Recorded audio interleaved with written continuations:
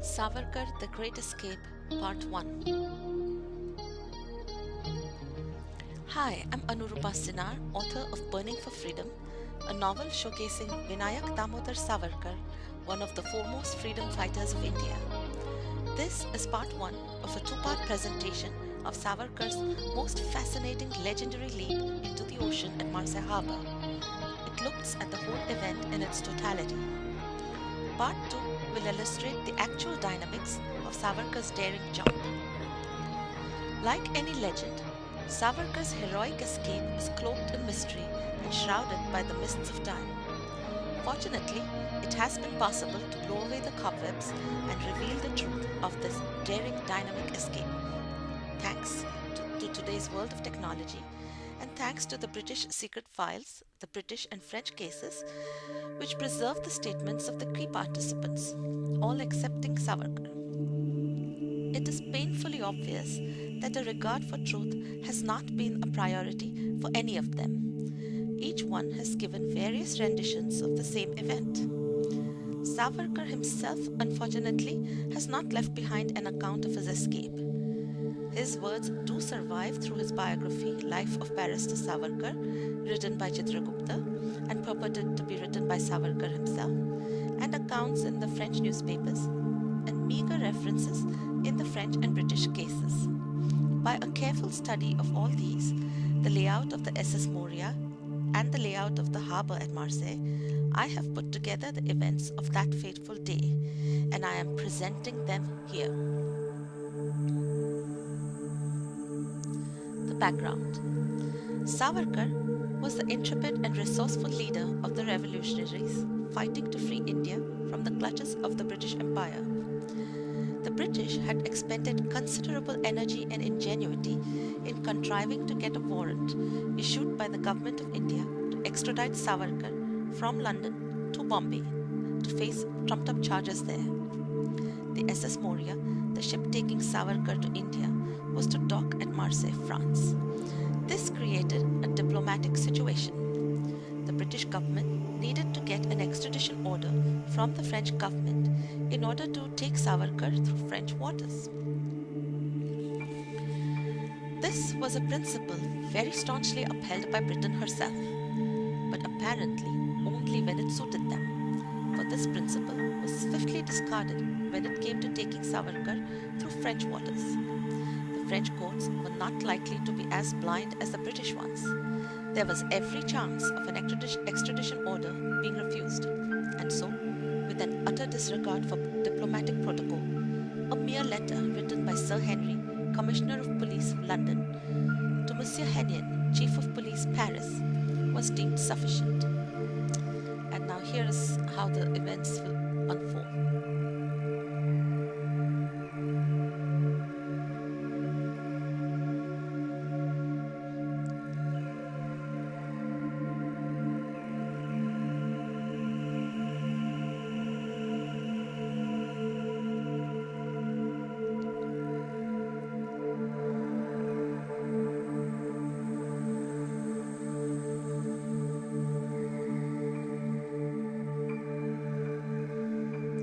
And indeed, Parker was very invaluable to the British in orchestrating the cover-up of Savarkar's escape, and they still claimed him as an independent witness in the Savarkar case that they submitted to The Hague.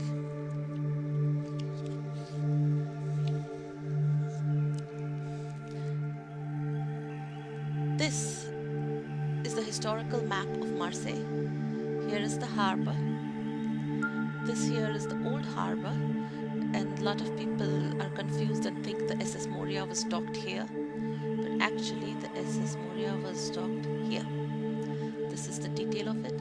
Molsey, that is the name of the dock where the Moria was, close to the dry docks. These are the dry docks, and here is the Moria that lay right alongside, touching the quay wall.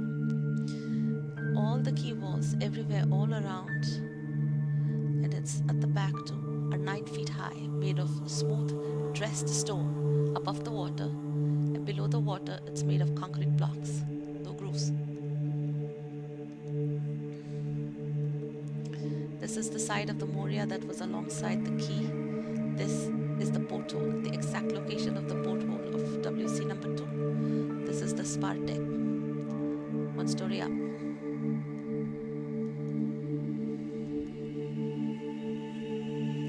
This is the map that was submitted to in the Hague arbitration.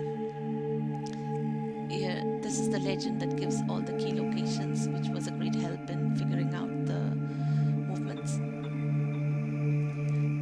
This is the key wall, so clearly marked, so the Moria was right touching the key, and only the shape of the Moria, which narrows a little, creates the 6 to 7 foot gap in which Savarkar decided to jump. I mean, unbelievable that he could even conceive the idea of jumping 30 feet into that tiny space.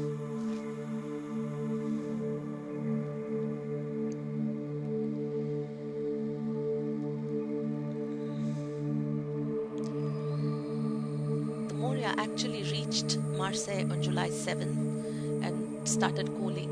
All the portholes were required to be kept shut, except the ones in the WC were kept open. So Powers and Parker spent a lot of time up on the spar deck, and of course they had to take Savarkar with them because Savarkar had to be guarded by two guards at all times. So Savarkar got a good opportunity to study the lay of the land. He could mentally in his mind trace his escape route. He tried to escape on the night of the 7th, but was unsuccessful. Now on the 8th, that was his last chance. He tried once before 6 o'clock. He made an excuse to go to the bathroom, but neither Power nor Parker would take him. Now just before 6 a.m. he asks one more time. It was important for him to try to escape before the routine of the ship started. He had to escape before he was noticed. When he jumped in the water, he didn't want a lot of people around. So at 6:15, Parker decides to escort him. Power continues to sleep, and Amar Singh and Siddiq, the 2 constables,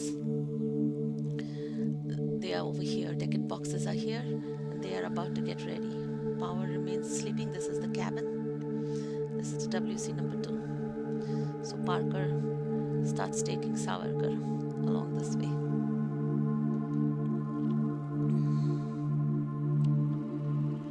As Parker brings Savarkar, the 2 constables who are here, they cannot see. This edge of the toilet prevents them from getting a clear view. So as soon as Savarkar enters the bathroom, he goes to WC number 2. He removes his slippers, places them before the toilet because the door doesn't go all the way down to the ground, and it is the habit of his guards to peep from under and check. And he hangs up the bathrobe with a glass panel in the door so no one can see.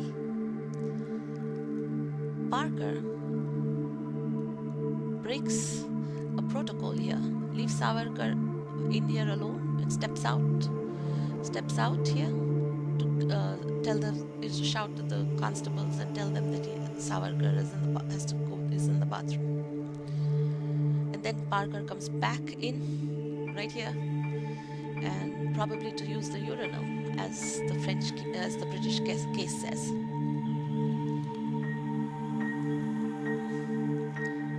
So Amar Singh is ready. So Amar Singh has no idea that Savarkar is actually in the bathroom already.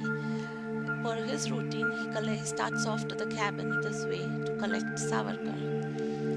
And Parker steps out of the bathroom again, sees Amar Singh and whistles him back and tells him to come back in here. All this while, Savarkar is in here being, very quietly, silently trying to escape.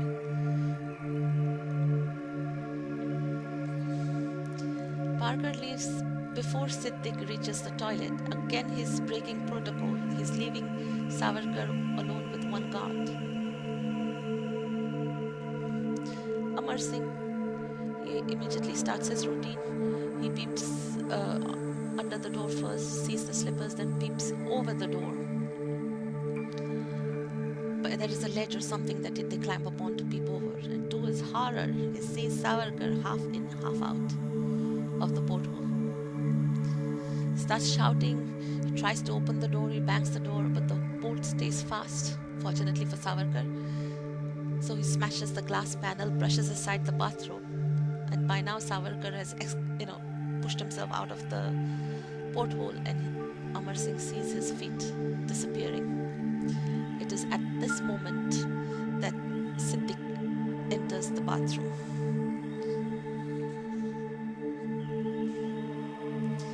So this is the official story. At this point, the constables claim that they rushed up to the spar deck, all the way up, and they see Savarkar over here. So basically Savarkar has jumped, dived all the way in, come up, swam all this distance, climbed up a 9-foot wall, and reached here. And all the while the constables have only gone up the staircase, one floor, ran up, and have got there. So as soon as I read this statement, it seemed to me that there was something very wrong with the timing. I mean, Savarkar did so many things, strenuous, arduous things, and all what the constables did was run up to the spar deck. So something hocus pocus over there. And if it is to be believed that Power and Parker remained uninformed and clueless throughout the Savarkar's escape and kidnap back.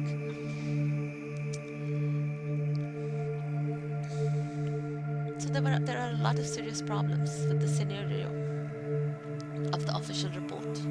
Really, I call it that the accounts of all the guards enter the realm of the implausible over here.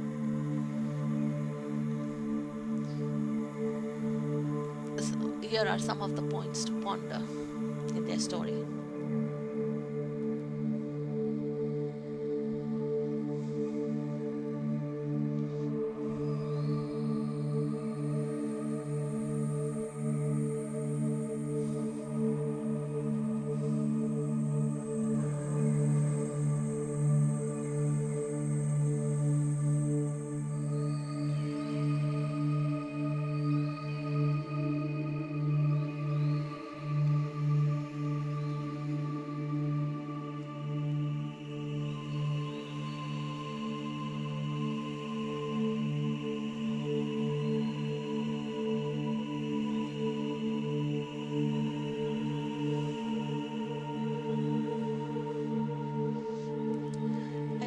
Really had the French socialists and the Indian revolutionaries, Madame Kama and Shyamji Krishna Verma in particular, not publicized this whole escape and internationally in all the newspapers all over the world, the British just would have got away. No one would have known what actually happened, and Parker's original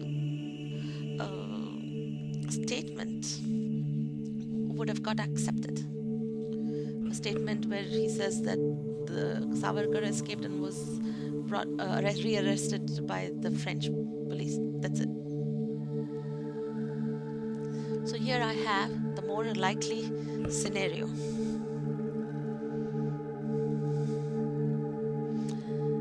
In this particular voyage, because of Savarkar's presence, there was a rule that was being enforced that no Indians were allowed to disembark to visit Marseilles.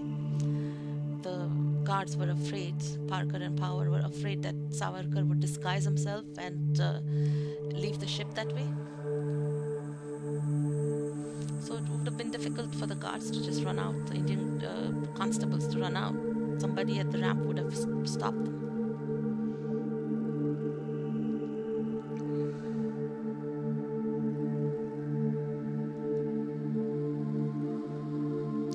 Powers and Parker were so experienced and held high posts. Most definitely they had a clear idea of the limits of their jurisdiction. I mean, there was no way they were going to have jurisdiction in France.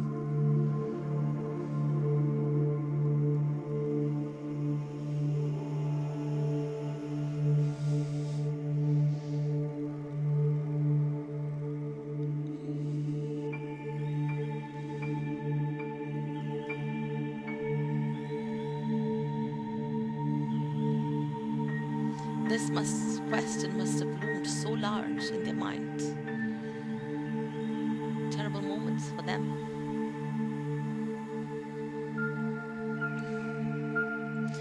And they had completely taken Savarkar for granted. They had become complacent. They had no idea of how immensely capable, how intrepid, how bold, how daring Savarkar was. Even at this point, they are running up to the spar deck, not out at the ramp.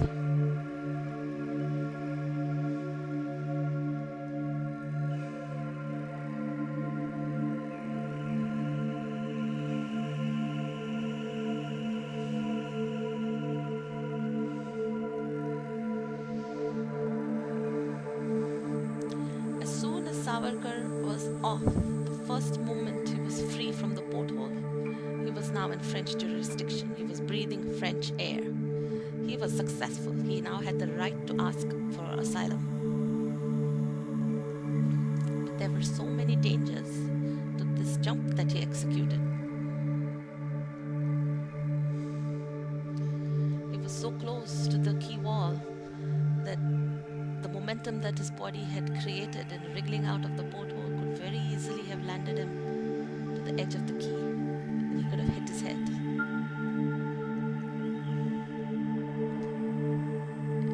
And the force of his jump would have made him hit the bottom had he not turned in time. This distance, the depth of the water here, is only 28 feet 3 inches, which is less than the jump.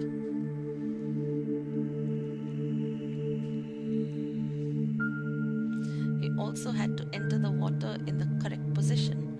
Had he landed in a belly flop or something, that impact would have been like hitting concrete.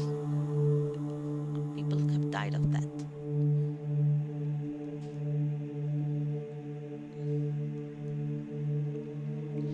And he had to make sure he sucked in enough breath to get into the water and make the turn and come up. Savarkar was an very experienced swimmer. I couldn't find any evidence that he was an experienced diver.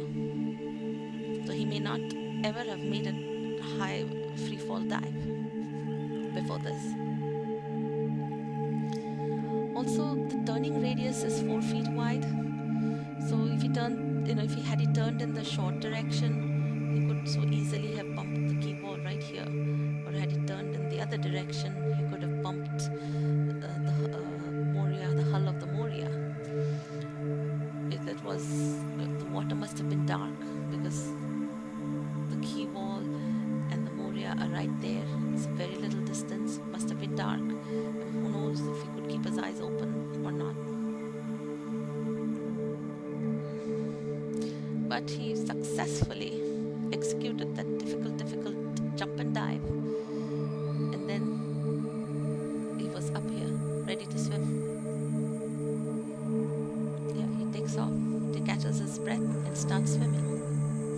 And it is at this point the last crucial character, Sergeant Pesky, makes an entry. He is one of the 8 maritime police assigned to protect the Moria.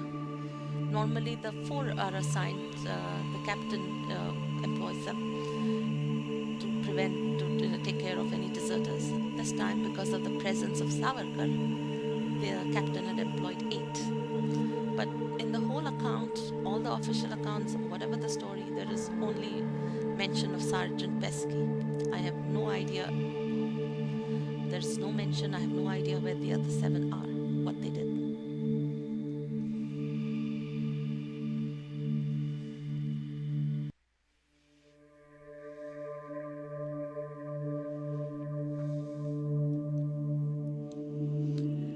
Pesky's story is also very, very strange. He says he saw Savarkar jump from the porthole. And yet, he wasn't here. Had he seen Savarkar, I think he should have been here. While Savarkar swam and climbed up the 9-foot wall, Pesky should have been able to reach here. He also claims that when he saw Savarkar jump, he assumed he was a deserter. Also very strange of him to think that, because he surely should have known that there was a special prisoner aboard.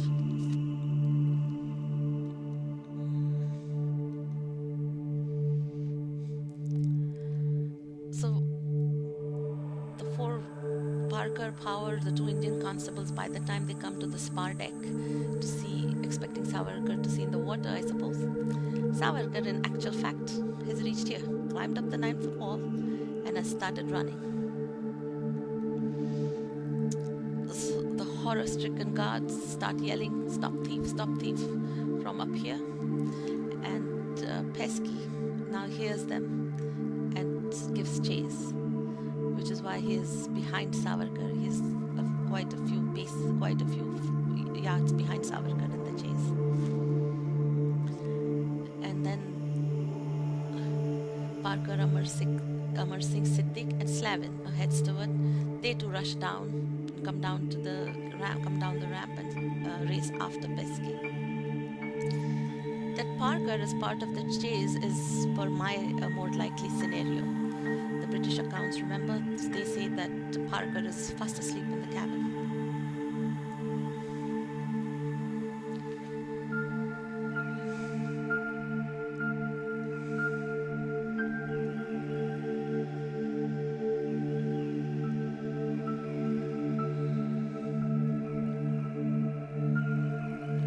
So the desperate chase is on. This is Savarkar's route. He goes from here. See, there were the sheds on both sides. This was the only opening, so he goes from here, runs all the way past the dry docks, and over here. The Savarkar didn't have his glasses. He had to leave them behind, so he couldn't see that it was a French police behind him. This was yelling, "Police, police, police," as he ran, and some of the dock workers stopped him and tell him that there is a French police behind him.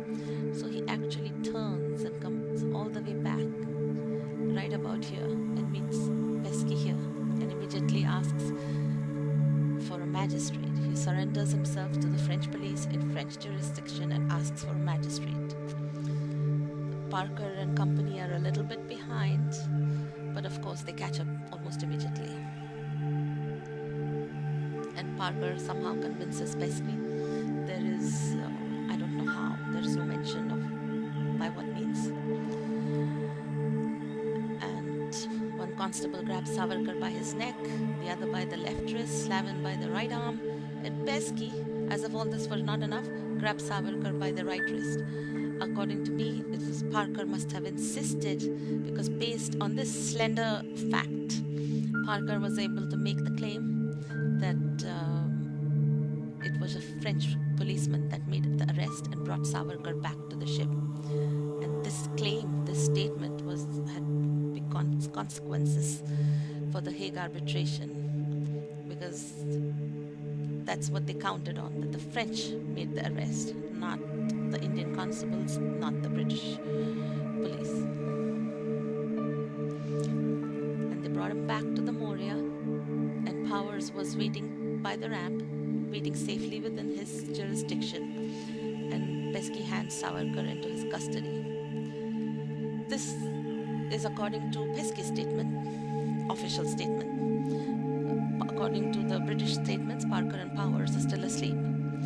But this Pesky statement is more believable, and one can see that everybody is aware of the limits of their jurisdiction. This Power doesn't step out onto the ramp and step off the ramp, and Pesky doesn't step onto the ramp.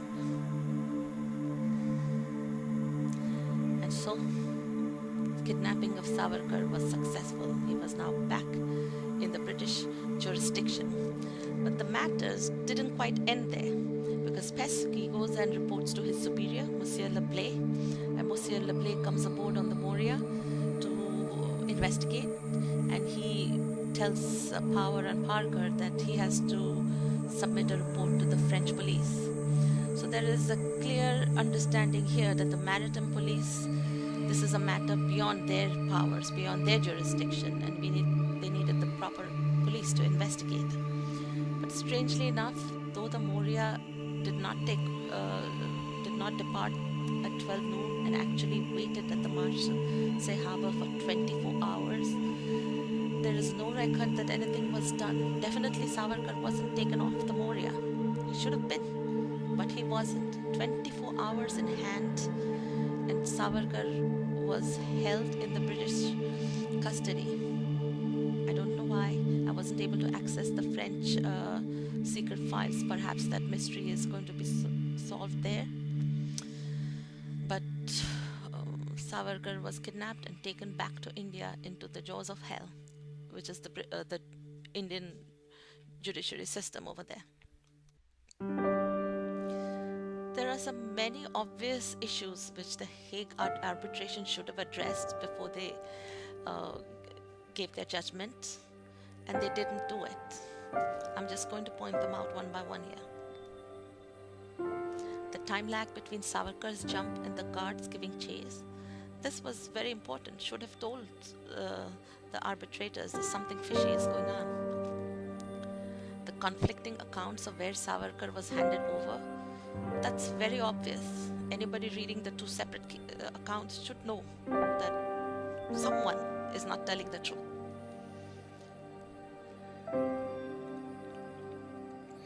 Pesky's claim that he did not recognize Savarkar as the special prisoner.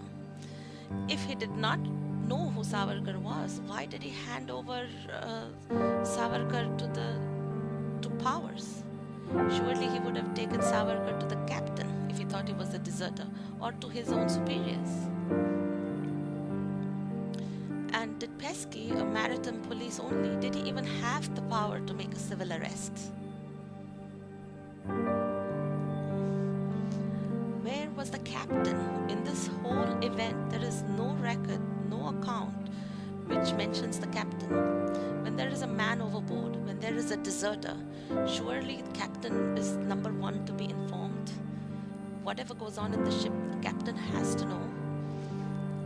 In the Hague arbitration, nobody questions this, no one brings it up. I wasn't able to find out much about the captain except his name.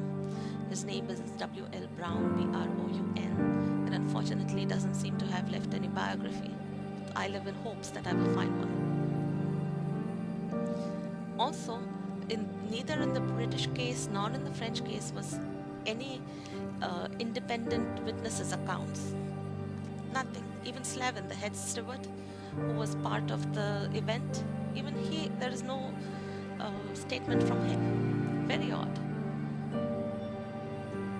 And the Hague arbitrators should have picked up on that. And of course, the 7 sergeants. It's really strange. With 8 sergeants to protect the ship, we have a mention of only 1. No idea, absolutely no idea. And nor did the Hague arbitrators ask what happened to the rest of them.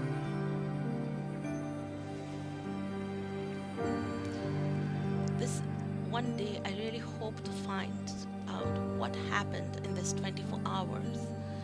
Why, with 24 hours at hand, was Savarkar still taken away from Marseilles?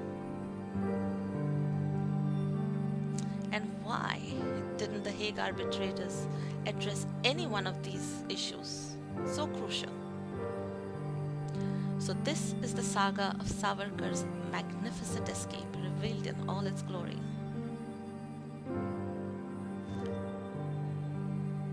This is Anurupa Cinar.